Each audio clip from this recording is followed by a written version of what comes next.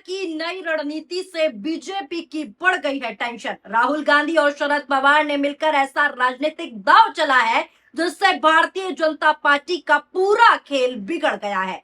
कुछ लोग तो दोस्तों ये तक कह रहे हैं कि बीजेपी को बहुत बड़ा झटका लग गया है और आगे आने वाले समय में इंडिया गठबंधन पहले से कई ज्यादा मजबूत हो सकता है। भारतीय जनता पार्टी का ऑपरेशन लोटस शरद पवार और राहुल गांधी ने मिलकर पूरी तरीके से फेल कर दिया है। लेकिन सवाल दोस्तों ये है कि आखिर ऐसा क्या हुआ? क्या वाकई शरद पवार की पार्टी कांग्रेस में शामिल होने जा रही है? क्या इससे भारतीय जनता पार्टी की रणनीति पर कोई बड़ा असर पड़ेगा? और आखिर सोशल मीडिया पर इस पूरे मामले को लेकर इतनी चर्चाएं क्यों हो रही है? आइए पूरी रिपोर्ट आपको विस्तार से समझाती हूँ। नमस्कार, आदाब, सत श्री अकाल। मैं हूं आपके साथ फराह खान और आप सभी देखना शुरू कर चुके हैं पीआरबी।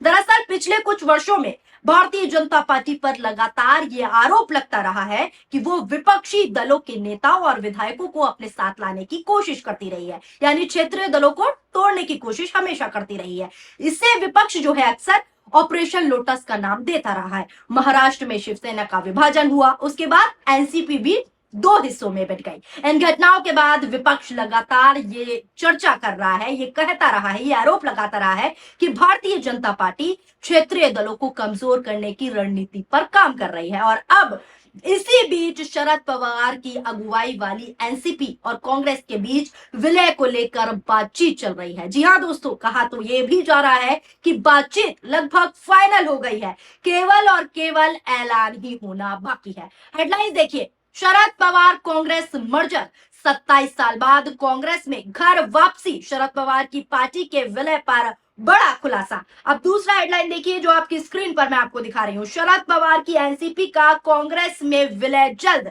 दिल्ली में चल रही बातचीत को लेकर पार्टी के एक नेता ने किया दावा, यानी कांग्रेस के एक नेता ने बड़ा दावा कर दिया है और कह दिया है कि राहुल शरद एक साथ होने वाले हैं। एक और हेडलाइन देखिए, एनसीपी शरद का कांग्रेस में होगा विलय या एनडीए के साथ जाएगी, पार्टी में दो फाड़। अब आपको विस्तार से पूरी रिपोर्ट आपको समझाने की कोशिश करती हूँ।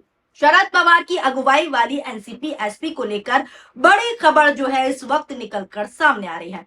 सूत्रों के मुताबिक आपको बता दूं, शरद पवार की पार्टी और कांग्रेस के बीच विलय की बातचीत पूरी तरीके से सकारात्मक रही है, यानी पॉजिटिव रही है और अब ये अंतिम चरण में है। कांग्रेस नेता विजय ने इसकी पुष्टि की है और साथ ही साथ उन्होंने कहा है कि शरद पवार की पार्टी और कांग्रेस के बीच संभावित विलय को लेकर बातचीत चल रही है और केवल ऐलान होना ही बाकी है। एनडीटीवी की रिपोर्ट के मुताबिक महाराष्ट्र में विपक्ष के पूर्व नेता और कांग्रेस के विजय ने साफ तौर पर विलय को लेकर बड़ा बयान दिया है और कहा है कि विलय के लिए हाईकमान के साथ बातचीत चल रही है। उन्होंने आगे कहा कि जो लोग कांग्रेस और शरद पवार के धर्मनिरपेक्ष आदर्शों में विश्वास रखते हैं उनका हमारी पार्टी में हमेशा स्वागत है। यानी साफ शब्दों में कहूं, साफ कहूं तो फाइनल हो गया है। कांग्रेस नेता ने बड़ा खुलासा कर दिया है कि अब विलय होना है, केवल ऐलान बाकी है, केवल ऐलान होना है। यानी सीधा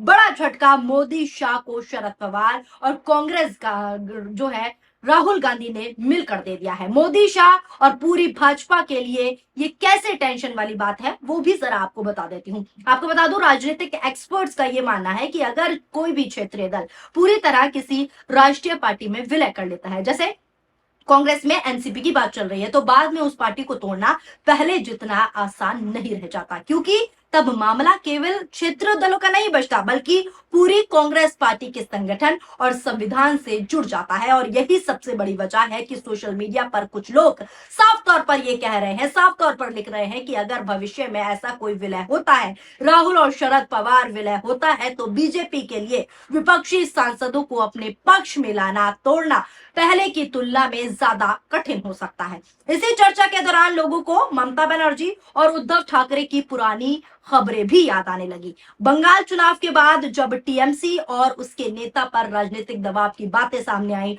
टूट की खबरें लगातार चल रही हैं, अभी तक चल रही हैं, चर्चाओं में है, तब दिल्ली में ममता बनर्जी की सोनिया गांधी और राहुल गांधी से कई मुलाकातें हुई। तस्वीरें आप देख रहे हैं, हमने भी आपको खबर दिखाई थी किस तरीके से ममता, राहुल, सोनिया गांधी लगातार दिल्ली में मुलाकात कर रहे थे। उस समय मीडिया में कांग्रेस और टीएमसी के बीच संभावित राजनीतिक समझौता या विलय जैसी अटकलें भी चल रही थी, खबरें चल रही थी। हालांकि बाद में ऐसा कुछ नहीं हुआ और वो खबरें केवल अटकलें ही साबित हुई। इसी तरह महाराष्ट्र में उद्धव ठाकरे को लेकर भी समय समय पर ऐसी चर्चाएं होती रही कि कांग्रेस के साथ रिश्ते और मजबूत हो सकते हैं उद्धव ठाकरे के, लेकिन वहां भी किसी तरह का औपचारिक विलय नहीं हुआ। और अब जब शरद पवार को लेकर ऐसी चर्चाएं सामने आई है, ऐसी खबर सामने आई है, कांग्रेस नेता ने बड़ा दावा किया है, तो सोशल मीडिया जो है इन पुरानी घटनाक्रम को जोड़कर देख रहे हैं। यानी सोशल मीडिया पर लोग इन सभी पुरानी घटनाओं को एक साथ जोड़कर देख रहे हैं। कुछ राजनीतिक एक्सपर्ट्स का कहना है कि अगर विपक्षी दल अलग अलग रहने के बजाय एक बड़े संगठन में आते हैं, एकजुटता दिखाते हैं,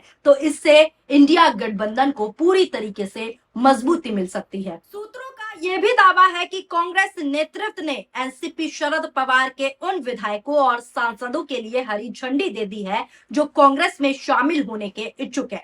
सूत्रों के मुताबिक आपको बता दूं, 85 साल के शरद पवार और उनकी पार्टी अपने राजनीतिक भविष्य को लेकर दो अलग अलग विचारधाराओं का सामना कर रही है। जी हाँ दोस्तों, सूत्रों के मुताबिक खबरें ये भी हैं कि कहा जाता है कि पार्टी का एक धड़ा नेशनल डेमोक्रेटिक अलायंस यानी कि एनडीए में शामिल होने के पक्ष में है। जो एनडीए में शामिल होने के पक्ष में है, उनका तर्क है कि पार्टी की संसदीय ताकत उसे एनडीए के सहयोगी के तौर पर जगह दिलाने में मदद कर सकती है। इस खेमे के नेताओं का यह भी कहना है, यह भी मानना है कि विपक्ष में रहने के कारण राज्य और केंद्र दोनों स्तरों पर विकास कार्य और निर्वाचन क्षेत्र से जुड़े मुद्दों का समाधान करना मुश्किल हो गया है। सूत्रों का यह भी दावा है कि अगर एनसीपी के दोनों गुट का पुनर्मिलन होता है तो अजीत पवार एनडीए के साथ बने रहने के पक्ष में थे, क्योंकि वो पहले से ही इस गठबंधन का हिस्सा थे, ये सभी जानते हैं। हालांकि दोस्तों, उनकी मौत के बाद फिर से एक होने की संभावना कम हो गई है, लेकिन इसी बीच पार्टी का ये धड़ा मानता है कि एनडीए में अलग से शामिल होने में कोई रुकावट नहीं होगी। वहीं पार्टी का एक दूसरा गुट कांग्रेस के साथ विलय के पक्ष में जो है बताया जा रहा है, जिसकी खबरें अब चल रही है कि राहुल और शरद एक साथ आ सकते हैं। और यही वजह है कि इस पूरे मामले पर राजनीति भी तेज हो गई है। अब सवाल उठता है कि अगर भविष्य में ऐसा विलय होता है, राहुल और शरद एक होते हैं, साफ कहूं राहुल और शरद एक साथ आ गए, तो क्या इससे बीजेपी को वास्तव में कोई बड़ा नुकसान होगा? इसका जवाब इतना आसान नहीं है दोस्तों, क्योंकि किसी भी चुनाव में केवल संगठन ही नहीं बल्कि जनता का समर्थन, स्थानीय नेतृत्व और उम्मीदवार और चुनावी मुद्दे भी उतने ही महत्वपूर्ण होते हैं। अगर केवल विलय से चुनाव जीते जाते, मान लीजिए, तो भारतीय राजनीति का इतिहास कुछ और ही होता, ये पूरा देश जानता है। लेकिन इतना जरूर कहा जाता है, इतना जरूर कहा जा रहा है कि विपक्ष अगर ज्यादा संगठित होता है, एकजुटता के साथ एक होता है, तो चुनावी मुकाबला निश्चित रूप से अधिक दिलचस्प हो जाएगा और बीजेपी जो है कहीं ना कहीं टेंशन में आ जाएगी। यही कारण है कि सोशल मीडिया पर इस खबर को मास्टर स्ट्रोक बताया जा रहा है। दोस्तों, राजनीति में हर दिन समीकरण बदलते हैं। आज जो खबर चर्चा में है, कल उसका नया मोड़ भी सामने आ सकता है। फिलहाल सोशल मीडिया पर जो है इस वक्त यही चर्चा चल रही है कि अगर आने वाले समय में शरद पवार और राहुल गांधी यानी कि एनसीपी और कांग्रेस एक साथ आते हैं, तो इससे एनडीए गठबंधन को मजबूती मिल सकती है और बीजेपी की राजनीतिक चुनौती बढ़ सकती है। अब देखना यह होगा कि आने वाले दिनों में ये चर्चा केवल सोशल मीडिया तक ही अटकलें बनकर रहती है, अफवाहें बनकर रहती है, या वास्तव में भारतीय राजनीति में कोई बड़ा बदलाव देखने को मिल सकता है। आप इस पूरे मामले को कैसे देखते हैं? क्या आपको लगता है कि अगर आने वाले समय में भविष्य में ऐसा कोई विलय होता है, कांग्रेस और एनसीपी का विलय होता है, तो इससे विपक्ष मजबूत होगा या फिर ये केवल सोशल मीडिया की चर्चा है? आप अपनी राय हमें कमेंट बॉक्स में जरूर बताएं। वीडियो पसंद आई हो तो वीडियो को लाइक करें और हमारे चैनल पीआरपी को सब्सक्राइब करना ना भूलें। शुक्रिया, धन्यवाद, नमस्कार, जय हिंद, जय भारत।